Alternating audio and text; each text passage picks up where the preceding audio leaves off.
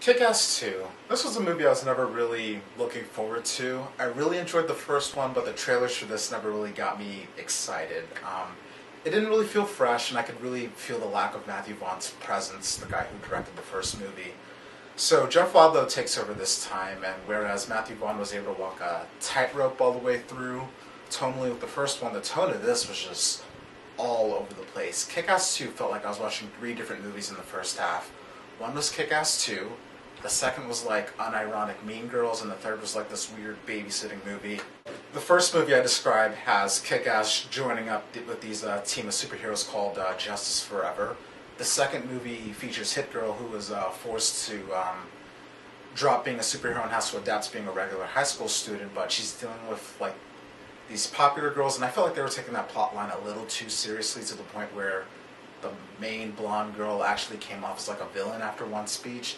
And it has like a super goofy ending, but I felt like up until that point I really wasn't feeling much of a wink and nod with that whole plot line. And then in the third movie we have McLovin trying to collect villains to help him get revenge on Kick-Ass, while his helper, played by John Leguizamo, was just sighing at him because he's such an idiot.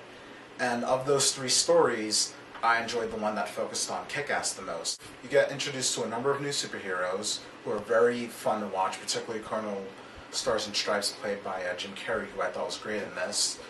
But the first half of the movie honestly just cuts between these 3 stories, and just it doesn't really fit all that well.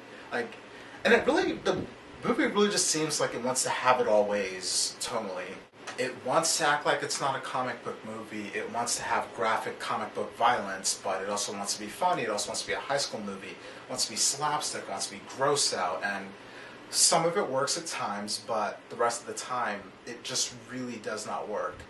The second half of the movie is a lot more focused, but also a lot darker. So while it loses a lot of the fun it had going for it, and even though I wasn't a fan of every turn it took, I did enjoy the movie the more it went on in the second half. Most of the cast is back. Aaron Taylor Johnson returns as Kick-Ass. He's fine in the role and gets to make a better impression this time around. Chloe Moretz is back as Hit Girl. Her character isn't as fresh this time around, and some of the charm is just gone given the fact that she's older, but hey, she does her job just fine. And I don't know why, but the older this chick gets, the more I just start to worry for her. Christopher Mintz-Plasse plays the mother of her.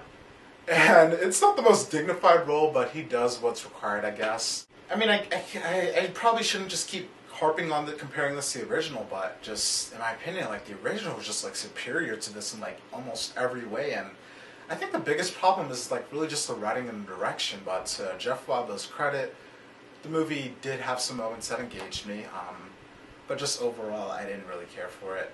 So I'm not going to say don't see the movie. I mean, if you like the first one, of course you're going to check this out, and I do think it's at least worth checking out.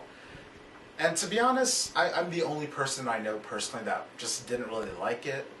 And I don't think it's bad, it just seems like a missed opportunity. And even with the scene after the credits hitting at a third movie, I just didn't really care. So that's my opinion of Kick-Ass 2. Let me know what you thought of this movie in the comments section, and if you like this review and you want to see more, please subscribe, I'd really appreciate it.